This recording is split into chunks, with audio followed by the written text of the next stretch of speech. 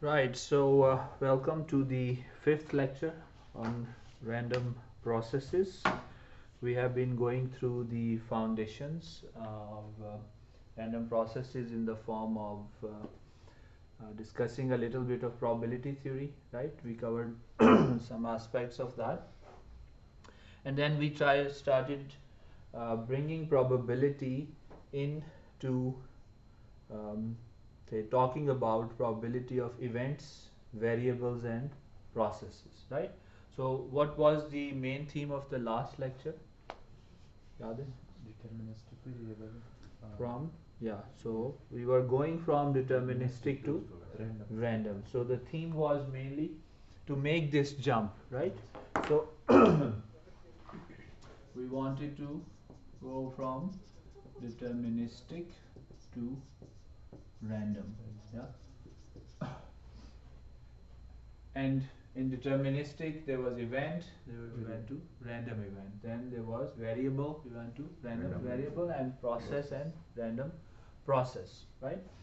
So in deterministic, if something is following a quadratic formula, right, this is a process, yeah, it's changing with, let's say, time. Some value is changing with time. But when it's deterministic and you put just the quadratic formula y equals, say, x square, there's nothing random in this. Yes, the only thing is the variables. You can put any set here and get different curves. The whole universe of those curves in geometry is covered by this formula, right?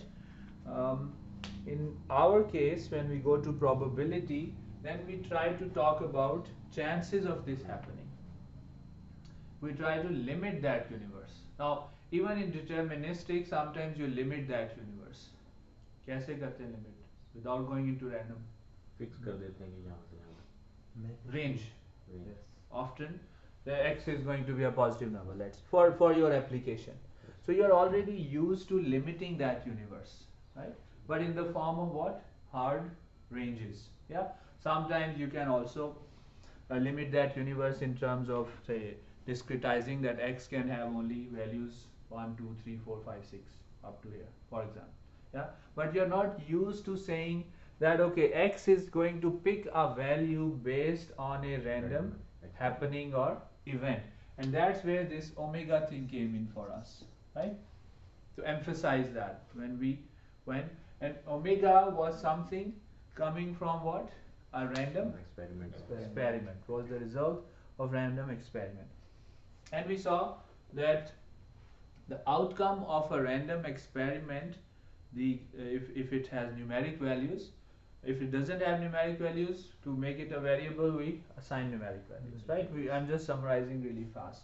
But if it has numeric values, the outcome, then it's not exactly that whatever value shows up has to be used here, right? You can have, in a way, infinite number of mappings, remember? So it could be that x takes, let's say omega is rolling a die, that's the experiment. We know it takes 6 values now, but x doesn't have to take those 6 values, 1 2 3 4 5 6. X could be, we say x is taking the value omega which shows up, then it's 1 2 3 4 5 6. We could say x takes the value omega square, then what are the possible values of x? Same experiment, same outcome, but then you have assigned a relation to that, yeah, that we call the mapping. So event, variable, and process. And of course, as before, we are familiar, process can be made of variables, yeah. So in here, if you wanted to, let's say y, this is a function of x, yeah. So often you are used to making things function of time, yeah. So you could have this as xt, and this would be then t. And in a way, each of these points is one variable, x1, x2, could be, if it's real numbers are allowed, then any xt is one of the variables in that process. So it's fair to say that processes are basically collections of variables. No, just processes are collections of variables, right? Why is this each of these variables? Because you could set, let's say, any value here and get those based on the relation. In random variables, in random process, it's a collection of random variables, right? So this is what we summarized last time. We went through this, we made this jump, and where did we stop? There was a key distinction between a random event and a random variable. What was that? If we assign some numeric value, then it will be a random variable. Variable, Not, yeah. then it's a random process. Yeah, but assigning assumes that the event didn't have a value. It could have, like rolling a die naturally has a value. Yeah, 1, 2, 3, 4. So uh, the that's a more accurate way of saying is that a random event can have non-numeric values, whereas a random variable cannot. Right? That's it. So if your answer to something is yes or no, it's subjective. Yes, then it's not a variable, random variable yet. But as we saw, we could again assign mappings. Next student coming in from Swabi region, yes, no. Random event, value is not numeric. What you could do, assign it, yes is 1, no is 0. Yeah, could be 1, no is -1, yes is +1. So it depends, how do you decide, is it 0, 1, -1, 1? That you as the person applying the probability or the random process modeling to your problem will decide. Okay, just like here, when you set the ranges in applied mathematics, who tells you to set the ranges in deterministic cases? It's coming from experience, the flow. If you're modeling some flow, you have some laws of physics, right? Deciding, okay, the total volume of the water cannot change unless you're allowing it to leak or something else to enter. So usually there are some laws, physical requirements, rules that limit. Yeah. Similarly, in our cases, when we will assign, we will not go into that because probability theory is not the core here. How to assign, let's say, from event to variable. For our purposes, we will just assume we are working with random variables and their collections, which are called random process. Okay. Okay. So this is a quick summary of what we did last time. So do you remember any random process I mentioned? That was an event, yeah? Random event. So what about random, let's say random variable or random process, anything? Most of the time, the person coming like from the Yeah, so I've been mentioning that, so it's a continuation. There can be many more examples, but so random variable would be the height of the next person coming in. Yeah, that's random variable. Then if I say, okay, what are the heights of the next 3 people coming in? Yes. This together becomes now a random process. Yeah, in this case, the values it can take are continuous. The values x1 can take are, and why is that? That's the nature of the quantity you are measuring, height, distance. Yeah, it's continuous. Whereas in time or in their collection, they are discrete. That's also coming from the nature. There is one person, second person. This is a discrete nature. So I wrote this, I summarized this as this. There is a variable. Yeah. It is based on a random happening. I'm not saying what exactly is the mapping or anything. Yeah. This guy is here to tell you it's based on a random happening. When is a happening random?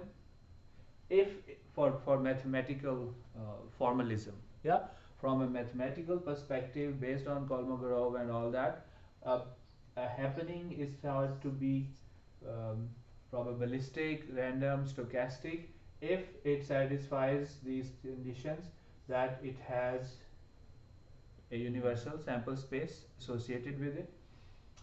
With the sample space is associated a sigma field, which is basically saying there is an algebra of set operations which is closed within this omega. We don't go too much into the detail, then I have to teach probability course. Okay, second probability, but you will get the idea. Just to give you an idea, if two sets A and B are mutually exclusive, yeah, and they are in omega, yeah, let's say, and if I assign probabilities to them, I need to be able to say that, let's say, A intersection or A union B, yeah, I need to be able to assign some probabilities to this that makes sense, yeah.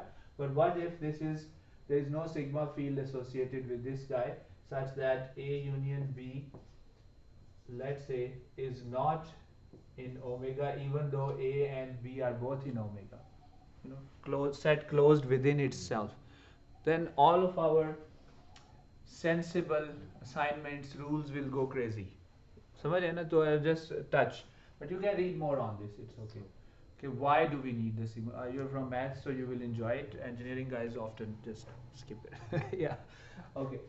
So it has to have omega associated with it. Then the omega has to have a sigma field associated with it.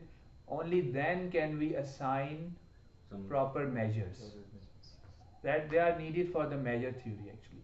And probability is actually part of is a special way of measuring. Yeah, you're assigning measures to things. So then there is a probability measure that you have assigned, and is it possible to assign? These two are needed together. We are saying this is a random happening. Again, I'm emphasizing this whole thing because probably from this lecture or the next one, this is gone. Okay. We'll forget it now. Don't forget it, I mean, I won't write it every time. From next on, a variable and a random variable would look very much the same. It's like a time varying variable. Is it, it will also be random. Okay. If all of this story holds behind it, it's random variable. If that story is not there, it's just you don't have any probabilistic things involved, just deterministic. It's your standard variables that you have been working with. Yeah. Okay. So then to make it, so far this is a random variable. To make it a process, we will use another index. It's a t time index, but it doesn't have to be. Okay. So it could be like, for example,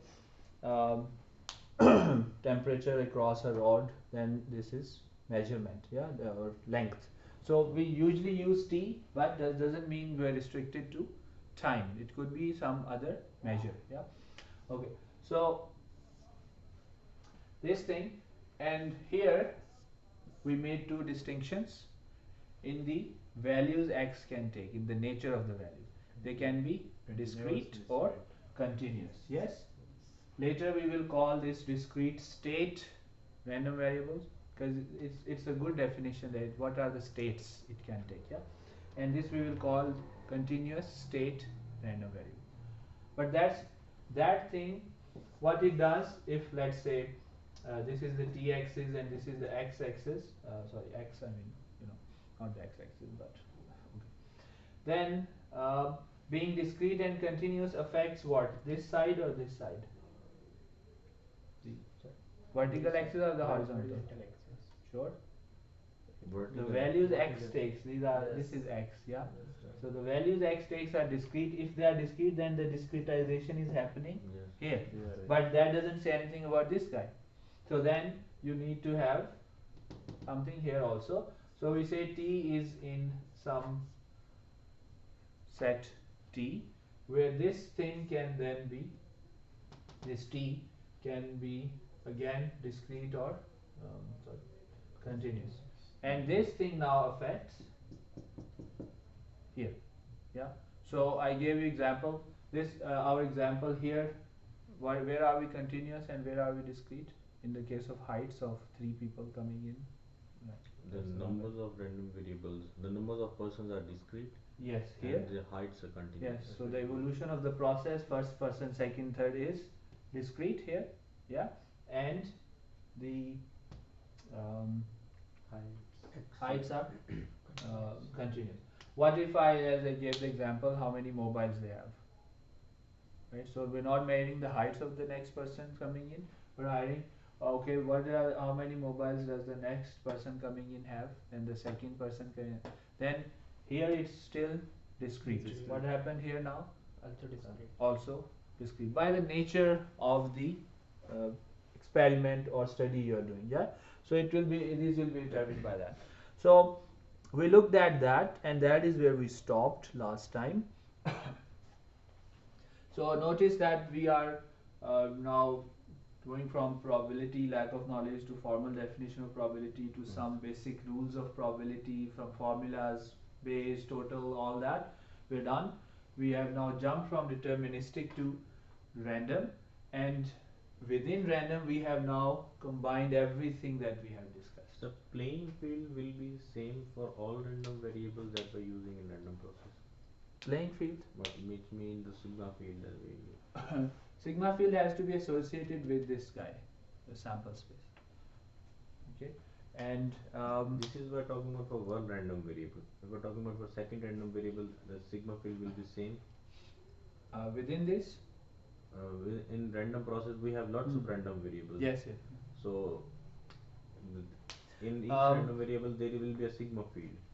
Yeah, yeah. If they are coming from the same random source, these guys, yes, then yes, this will be same and this will be same. But they could be, you could make collection of, let's say there is, you think of an experiment where you make pairs of processes, right?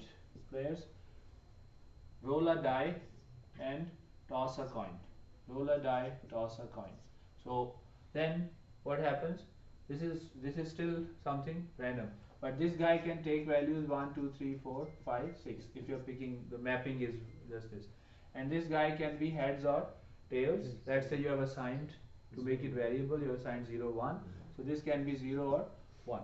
In this case, it has its own, let's call it 1, and it has its own sample space, and then there is some sigma field associated with that.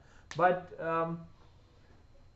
essentially this is more of a conceptual thing. You don't really find. What we are saying is that this set is not crazy in the sense that it does not follow those rules of, say, union, intersection. They are closed within the set. Yeah, if they're not closed, I showed you one example, things will go crazy. Our measures will go crazy. In many cases, not being closed are more of philosophic and theoretical curiosities, like infinity. Yeah, infinity plus 1 is infinity, and you know, like that. So I've answered your question. Yeah, okay. So we could make it general, that's fine. Right. Let's now, what I was summarizing was that whatever we have learned so far, we have just collected that here now. Okay, this is what we are going to be working with.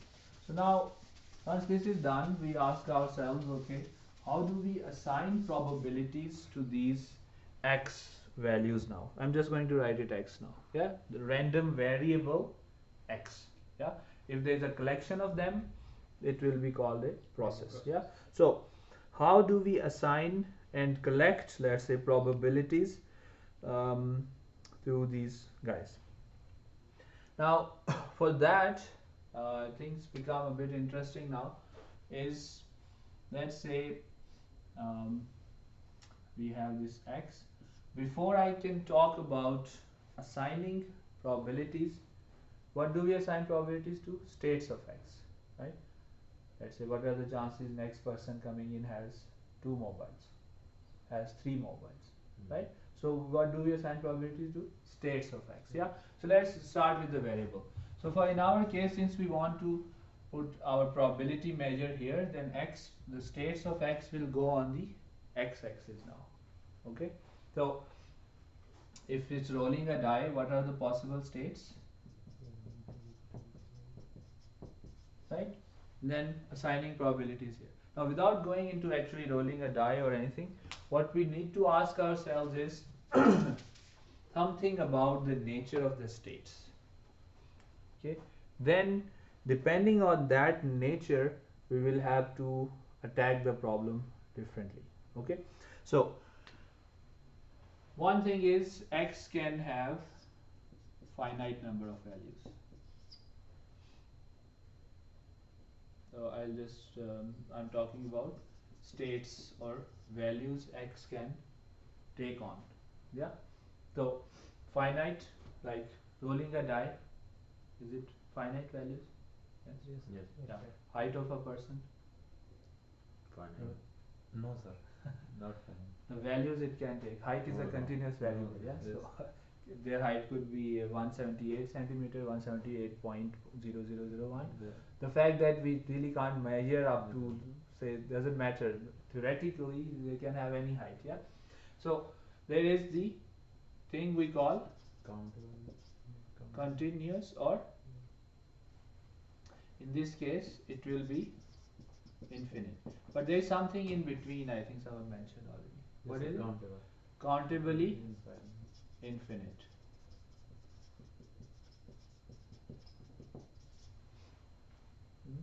So the states X can take can be finite, like rolling a die, can be infinite, or they can be countably infinite. So what's a countably infinite set? With one correspondence with natural number. One-to-one correspondence with Natural number. natural numbers. Yeah. So any set where you can make one-to-one correspondence with natural numbers or integers, that is called countably infinite. And infinite is for us, it's the truly I have written here uncountably infinite also, so I'll add that just to distinguish from this. This is also infinite. Yeah. So but usually when we say infinite, we're talking about often at least this guy. But anyway, uncountably infinite. This is the true continuous case. For our purposes, this is the discrete case, and this is the Continuous. continuous. We already discussed that, right? When we wrote x omega t, and we said x, the states it can take discrete or continuous. Now all we have done is spread that the d thing here into further two things. What are those? Finite and countably infinite. And this guy gets the uncountably infinite one. Yeah. So how do you distinguish between this is infinite, yeah, Yeah. but it's countable. This is so. How, what is the easiest way of, or how would you say something is continuous or not? The distinction between continuous and discrete is not finite or infinite. That is clear, right? Why is that so? Because there is an infinity here also. Yeah. Often students, when they first learn about continuous and discrete, the first thing they have mistakenly misconception is the difference is one is infinite values, the other is finite. That's not the case. We just saw that, yeah. This is still discrete. Then what is the difference? It's not infinity. What is the difference? If coordinately of the set belong to natural number, then it is countable The infinite. difference is that we can find the next value, or we can find a mid number between them. But in infinite case, we cannot find the mid numbers. Right. So you cannot find the mid number. It doesn't exist, or it's not allowed. Precisely. Yeah. So that is where this real distinction comes in, and I like to phrase it in a slightly different way, is that for something to be continuous, yeah, there has to be a range. Now students sometimes think continuous means minus infinity to infinity. No, it could be 0 to 1, but there is at least one range within which any value is possible, right? Set of real numbers, yeah. So within which any value is possible, then it becomes uncountably infinite, right? So as soon as there is, let's say, if you have a random variable or something that takes values from minus infinity to infinity, all of these values from set of real numbers can take all of those values, yeah. None of the values are disallowed. Let's say between them, or all are allowed. There is no forbidden value. Yeah, this is continuous.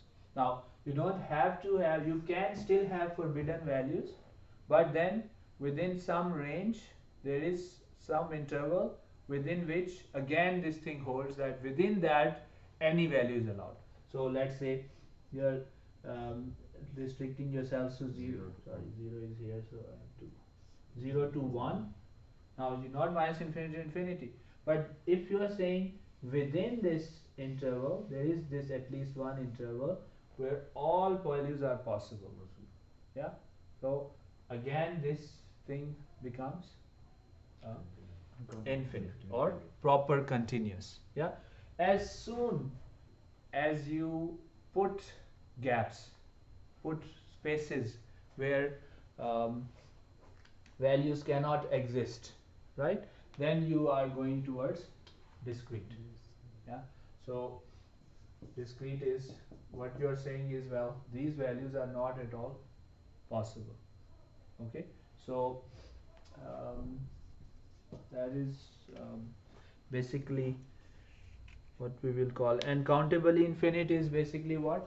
So you have, if you have only up to a finite set 1 2 3 4 5 6, this is discrete and finite.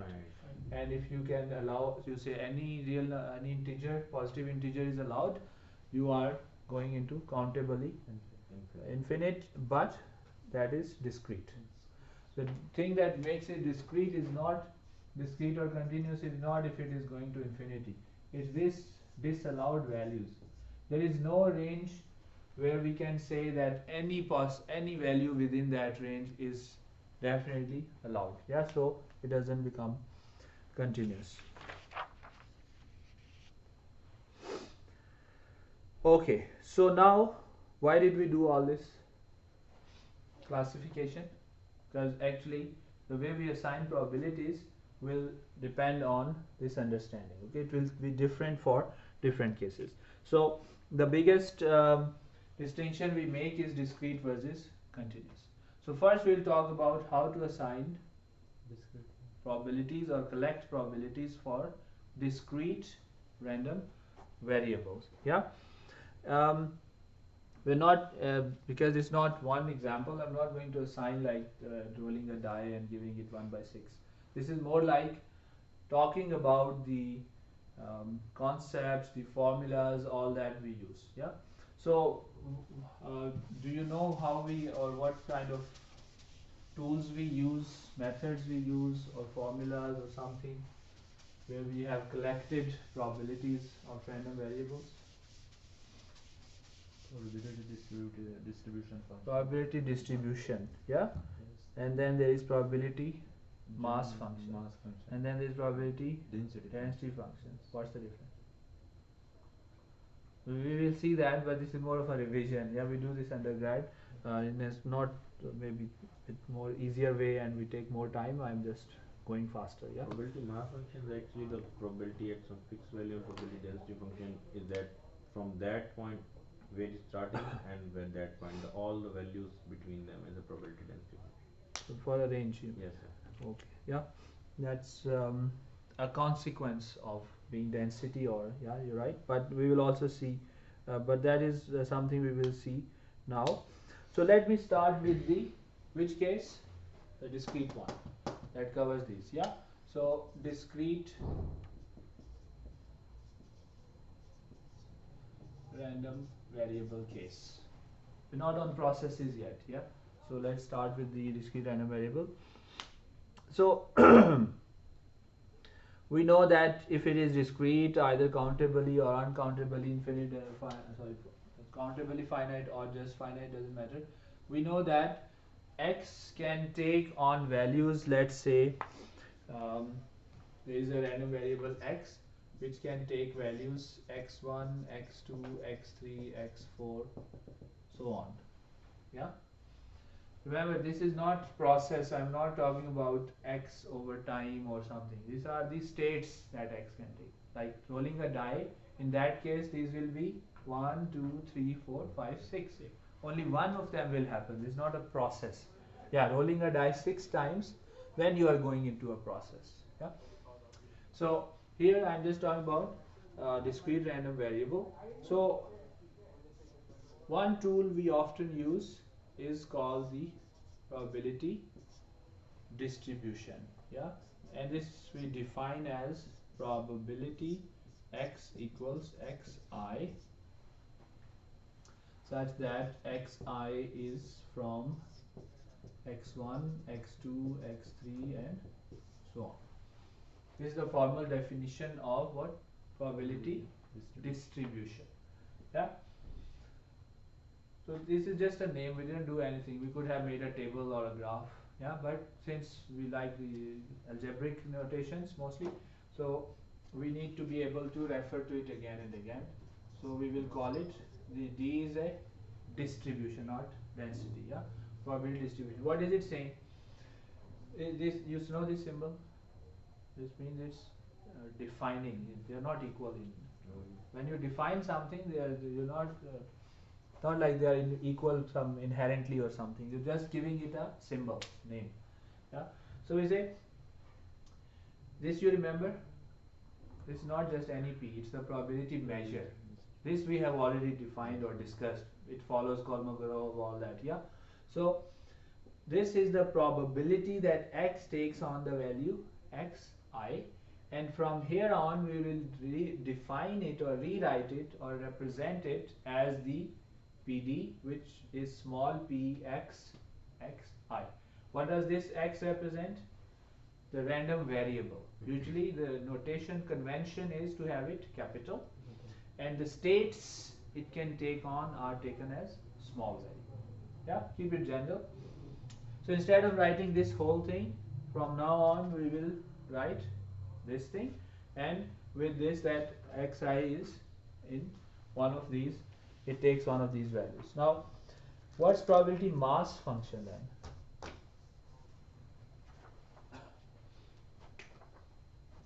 X is less than or equal to xi. No, that's cumulative. Yeah, Yes. that's cumulative distribution.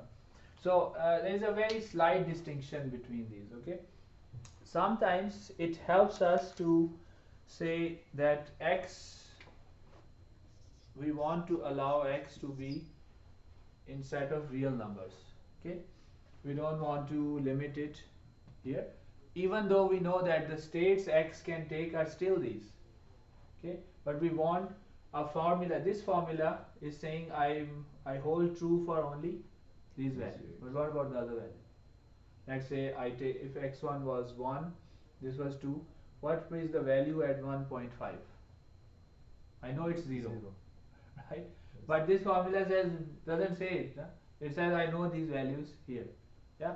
So sometimes it helps us to say, okay, I want to write this not just for these xi, I want to write it for any x. Then what we do is we say probability x, notice no I here, any x equals, is defined as probability x equals x, and as I said, x is in R, with now the implicit assumption that this value equals 0 if x is not from x1, x2, x3 and so on. So this formula, now this formula from very basic mathematical formalism, actually there is no huge difference in concept. From mathematical formalism, this doesn't allow you to put a value in between two of them. Yeah, it says no, if it is here, put it there, otherwise it doesn't say anything, so it's a bit incomplete. Yeah, it leaves something to the imagination. This formula says put any value here. Yeah, if it's not one of them, I'm going to give you 0 value. Yeah, if it is one of them, well, whatever that was, we'll see. If x is x1, automatically this becomes x equals x1, you're back here, right? So you got that value again. But if x is between x1 and x2, you can still put it here, but saying I will just assign it value 0. Okay, so it's I don't know, kind of a neat trick. Yeah, to cover everything. Okay, So of course both of these must satisfy axioms of probability. Yeah, remember three axioms? Yes, sir. So this guy and this guy both have to satisfy. Why do they have to satisfy? You have to just look at the right hand. There's a This is probability. They are actually taking their values from the probability measures. Whatever axioms these satisfy, they will have to satisfy. Yeah, so that makes sense. That's one note. Second note is it's interesting to assign a countably infinite state random variable. Yeah, you can assign it probabilities. Yeah, but what would be the condition? That the sum of the probabilities should be One. 1. That's 1, and of course the other two, it should not be 0, less than 0 or greater than 1. But it's a bit interesting to think, if these are countably infinite, yeah, and you assign values to them, Yes. and they still sum to 1, is that possible? They are infinite values. No, sir. So can we assign probabilities to countably infinite sets or not? So this is countably infinite. I want to assign some value to each of them. Yeah. Let's say this one is going to get a value p1. This is going to be a value probability value p2, and I know there is an infinite number of terms. Yes. So summation I know is infinite because this is countably. Let's say I'm looking at countable infinite, even if it's 1 to infinity. But Kolmogorov says it has to be 1, right? Is it possible ever to assign probabilities to countably infinite sets? Well, that will be very close to 1, so that's why I call it 1. Approaching to 1. When do we approach 1? Well, it's very close to 1. Yeah, so can you think of some situations or some mathematical construct that on the left you have infinite sum and on the right you get a constant? What are those? Convergent series. Right? So you can still assign probabilities to a countably infinite set as long as that leads to a series that converges to 1. Right? So let's I just write a quick example. Let's say you have in real situation जब हम किसी model पर काम कर रहे थे तब भी हमारे पास यही आंसर आता है 1 या फिर हमारे पास अप्रोचेस टू 1 आंसर देता है इस चीज के लिए well in convergence you write equal to 1, right? You don't write approaches 1. Yeah. And in real situations, of course, real situations do not always lead to like the you can in real situations you cannot have an infinite set anyway. Yeah, but you can have, okay, how many of the values have I left out, for example. Then you can have a guess of how far you are from 1. I'll give you an example. Yeah, so let's say for countably infinite, probability x equals k equals half k for k equals 1, 2, 3, sorry, and up to infinity. So this is a countably infinite case. Yes, probability x equals k, I'm saying is half k. What does that mean? Probability that x takes the value 1 is half. Probability that it takes the value 2 is 1 by 4. Yeah, so on. So I have assigned probabilities to an infinite countably infinite set. I have by one formula, and it does it satisfy Kolmogorov? yes sir well Okay. said. Sorry, k is 1 to infinity. You know what is this? It's a convergent geometric series. Why is it convergent? R is less than 1. R is absolute of R is less than 1. So it's a convergent series. Do you know the formula of a convergent series? So it's A over 1 summation k is 1 to infinity. For us a is 1, so I'll just write xk. If x absolute x is less than 1, then this converges to x over 1 minus x. Yes, given the condition. Yes, otherwise no. So if you apply that now, what do you get? Half over 1 Half. minus half, half over half, So 1. Yeah, but what if I had said that this is 1 by 3k? Would this probability assignment be okay, or would it violate an axiom? Remember when I said mentioned the axiom, I said we're writing the constitution or the ground rules. Is it possible? it's looking possible actually less than 1. It converges. Yes. But does it converge to 1? 1 to As 1. I said, Kolmogorov doesn't just say it has to be a convergent series. It says has to converge to 1. Does it converge to 1? No. No. Then whoever gave you this is not following our definition of probability or our rules of probability. Yeah. So then, just by looking at it, you can say, okay, something is wrong. The way you're working with it, at least within the mathematics that we work with, this is wrong, and it will lead to wrong results. Yeah. Now coming to your case, as you said, let's say this is the case, and some theoretical or some real problem, but we assigned these probabilities and we allowed the values to go to countably infinite. Now in real situations, you will always put an upper limit here, right? And then you will have to adjust this definition accordingly. You will not go, let's say you do go to infinite, then what you can do is you can say, okay, how much if I go up to k equals a million, then after that or up to that, well, how much probability do I have to fall in that range? So you can start talking about ranges. What are the chances that I am above a million? Yes. So that way it is still useful, right? So you can see, okay, how many terms are summing up on the left. Even here, see, half of the probability, 50%, is just this value. बाकी सारे 50% आपस में divide कर रहे हैं. Yeah. So even if you go to 100, after that the probability left is already like, it's exponentially decaying. Yes, sir. So बस उसको फिर ignore कर दें. आप, if your real situation says there is no way that this thing will go beyond 1000, and you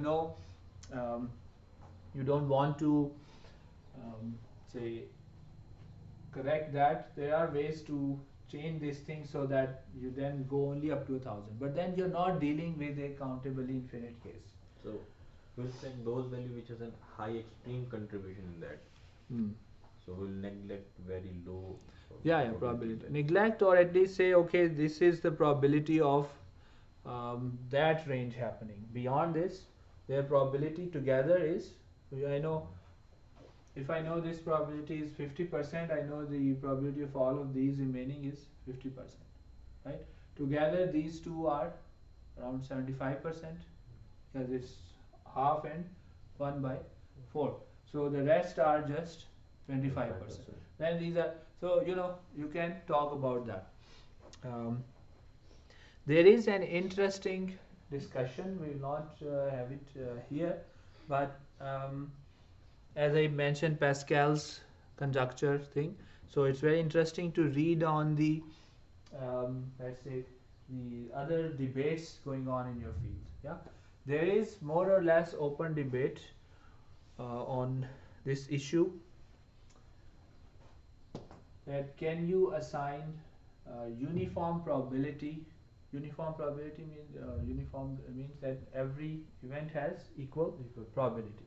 So if you look at this, let's say this has countably infinite in events, x1, x2, x3, right? So as we started here, x can be from x1, x2, x3, so on, and you want to assign probabilities to them. Notice here, did I assign equal probabilities to them? No. All of them? No, right? They were different. Yeah. In fact, they were very specific. Half. If I move away from that, things go crazy. But can I assign equal probabilities to them if they are countably infinite?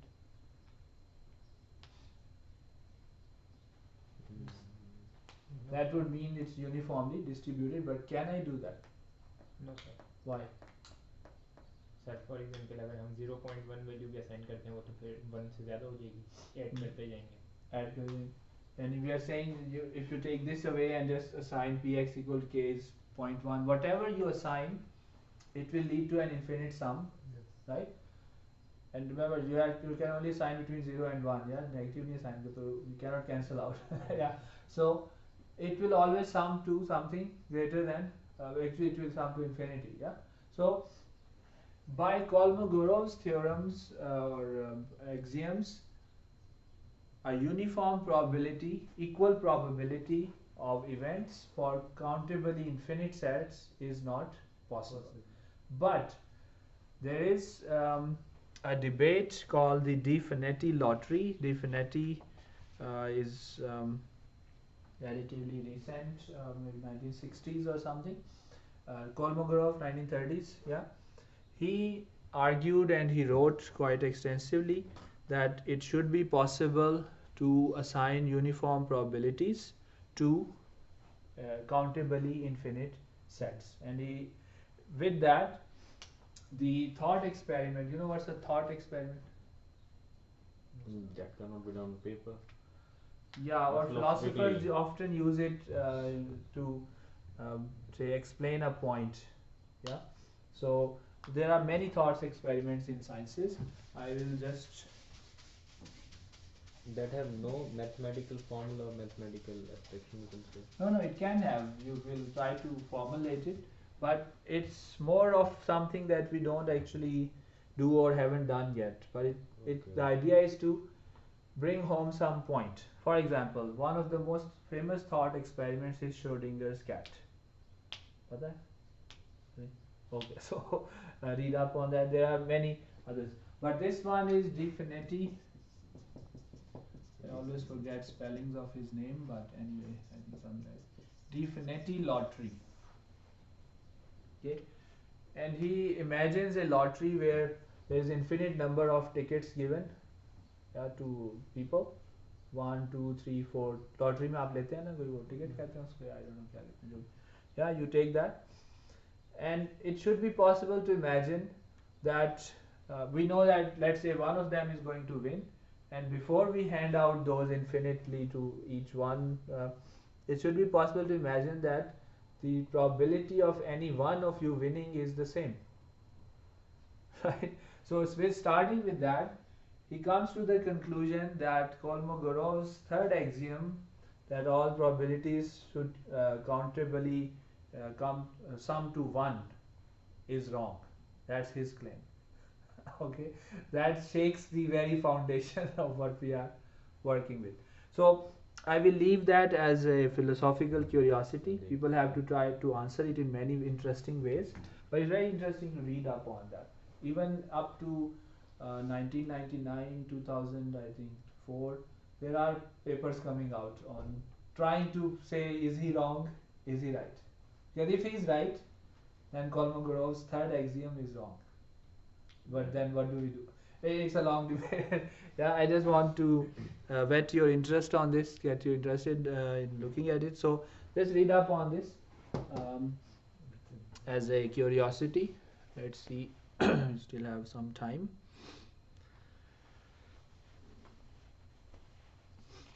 So thought experiments often lead to something that shakes our understanding of the foundations of something, yeah, and then it makes us think, okay, should we improve? Galileo had made thought experiments, throwing something, then throwing another thing, and they coming together and making one new thing. With that, sometimes with thought experiments, you can show that imagining that things of different mass will go at different speed will follow is wrong. Yeah, but then you show it physically. Yeah, so there is what's his name? Maxwell's demon. That's also a thought experiment. There is Schrodinger's cat, De Finetti lottery. There are lots of them, but they're all very interesting. Okay, not all related to probability. They're related to across sciences and mathematics, and of course within philosophy. Then there are many. Right. So where were we now? From here we have established that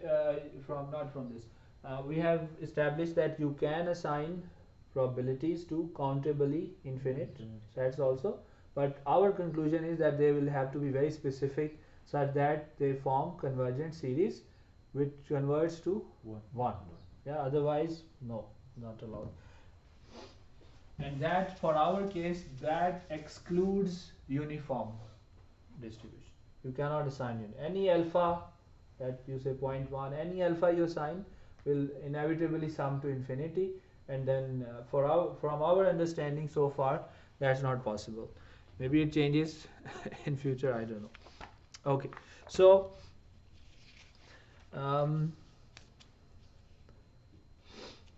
then let's go to the next. We are still within discrete.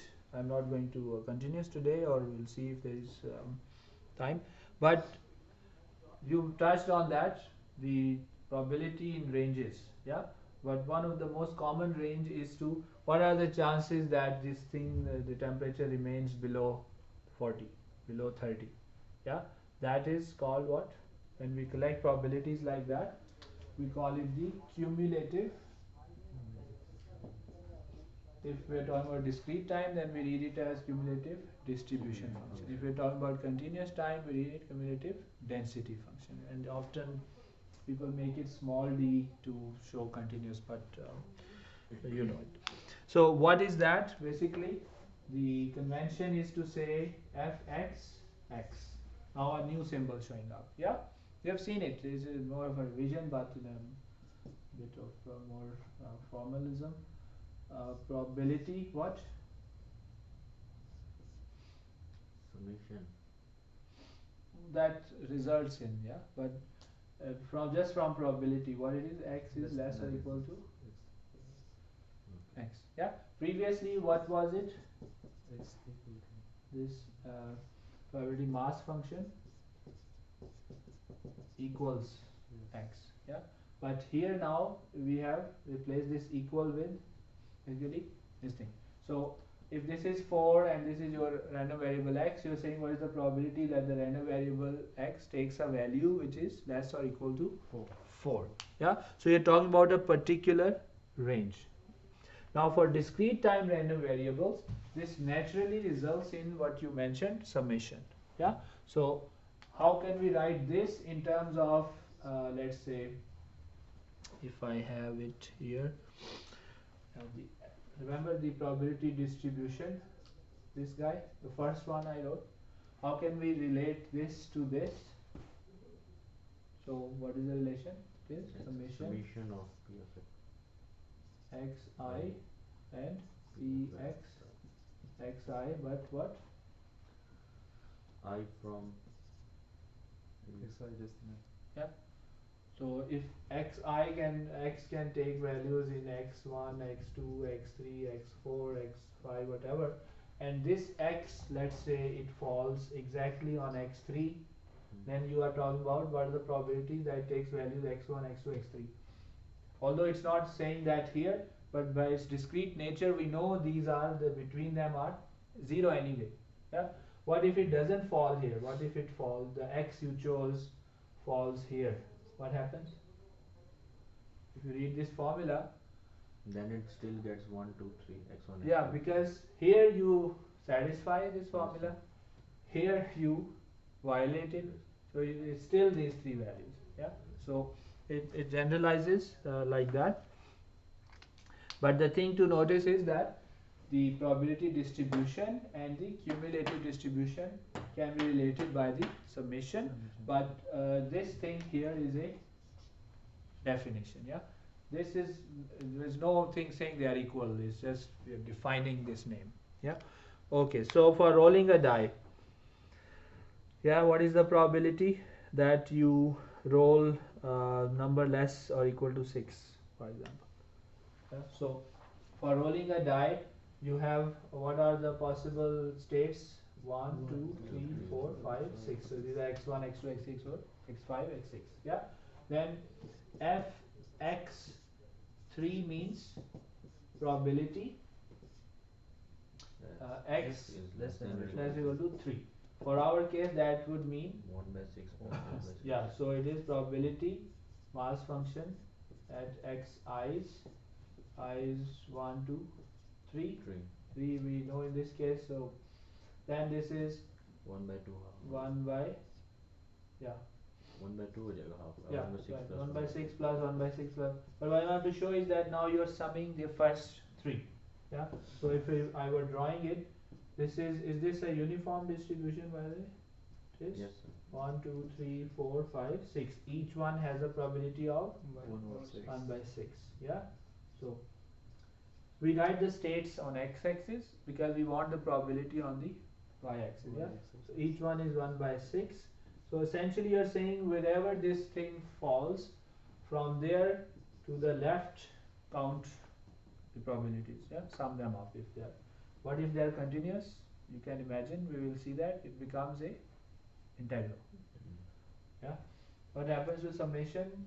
If you're talking about continuous sum, Remand sir, you expand this guy, pull it, and make it integral. Yeah. So, but we will come to that when we talk about continuous random variable. At the moment we are still in discrete, so I can write it like this. Now, of course, CDF also has to have some rules, of course, and we will see some of those. So the CDF, yeah, we have already written that. Why do I repeat it here? Maybe make clear. Okay, I don't need that.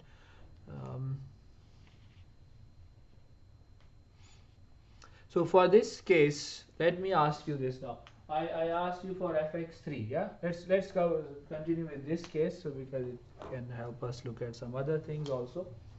What about, remember this is not limiting x to any value, right? Like the probability mass, it's any value, but you know that where your x exists. Yeah. Okay. So what quick thinkers can tell me what is fx6? 1, right? Why? Because you covered the whole range, and by Kolmogorov we know if you're summing them all, that sum should be 1. So fx6 is 1, not just fx6, right? What is 1? Fx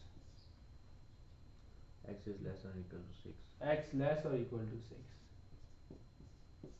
For any value less or equal to sorry, not less, greater or equal to 6. Yeah. So for any value greater or equal to 6, this will always be 1, right? 6 by 1, and then 6.1 is also 1, 7 is 1.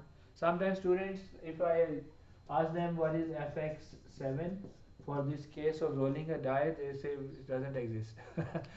Okay, it does exist. This is not PDF. This is not probability distribution. This is cumulative. Whatever happens in that range, everything happens in that range, so it's a 1. So once it reaches your range, the edge of your range, the higher end, from there on it remains 1. So this is an interesting result. Yeah, that means if your highest value is some x max, then from fx x max onwards it will be 1. Yeah. Okay, what else? What about fx0?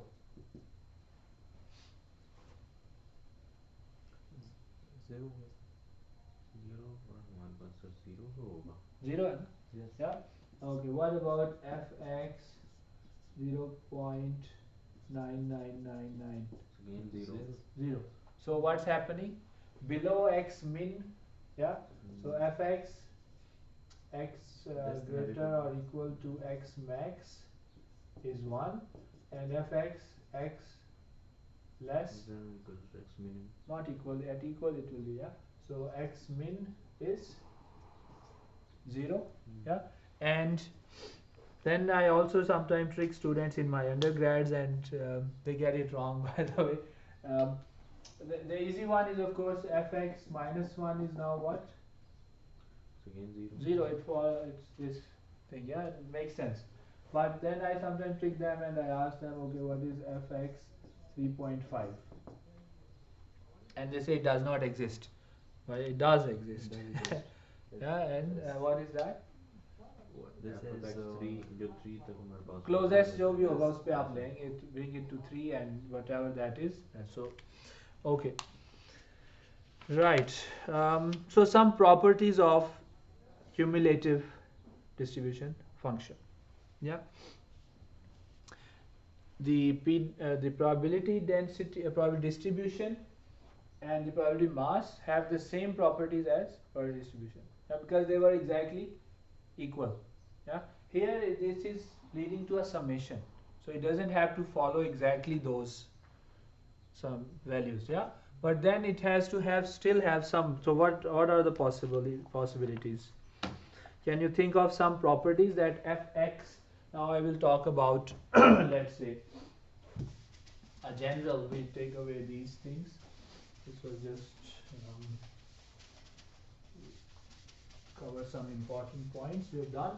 Now we talk about, let's say, fxa, that is x is less or equal to a, some value a. What are the properties that the cumulative distribution function should have? Any one you can think of? Should be? Colmogorov property. Doesn't have to. Yes. All of those three, it doesn't have to, because it's a summation of Summation. those values. Yeah, but there are values that it has to have. What are those from properties? Can you think of any? it must be greater than or equal to 1, greater than or equal to 0. So fxa must be greater or equal to 0 0, Yeah. right? Why? Summation, that's a summation. Summation, but of what? Some probabilities that are also greater Exam than one. Exactly, because summations can be 0, 1 minus 1, 1 minus 1. it's a summation of probability. It's a summation of values that can never be negative. Negative. Yes, so they could be zeros. Yeah, then it will sum those, you will be summing some zeros. We're not talking about all the, we're not talking about the whole range. Yeah, then it has to be something. So we know that this guy cannot be negative, basically, just like probability. Yeah, because it's a sum of non-negative values. Second, any other property you can think of? So I have 4 here, so I want you to discover them. summations of all is less than or equal to 1. Summation of all less. Why would summation of all be less? Less in sense that we cannot have some all values. We are Okay, so restricted. can I say all values is Yes. probability x is less or equal to infinity. Then हो गया ना cover? Yes sir. Minus infinity to हो गया. Left hand तो open है ना, minus infinity से ही आ रहा होता है, yeah. So that has to be 1. 1. Yes. Good. Third. Probability of similarly minus infinity is going to be 0. Minus infinity is going to be. Why is that? Probability x is less or equal to minus infinity is like saying probability x is in the range minus infinity. Yeah. So you made the range 0. खत्म ही कर दिया. Yeah. Okay. What else? ये वाला मुझसे करें. It's about the rate of change, or let's say something about how fx varies. Yeah. The fx the derivative of fx is going to be the probability at x equals. That will be the case, you're right, for continuous. We are still in a discrete case, so of course we cannot talk yes. about derivatives. F of x is less than or equal to is equals to f of x, f of a minus f of x. It's going to be. Yeah, something like that. So we can say if b is greater than a, Yes. then fx b minus fx a must be what? Greater or equal to?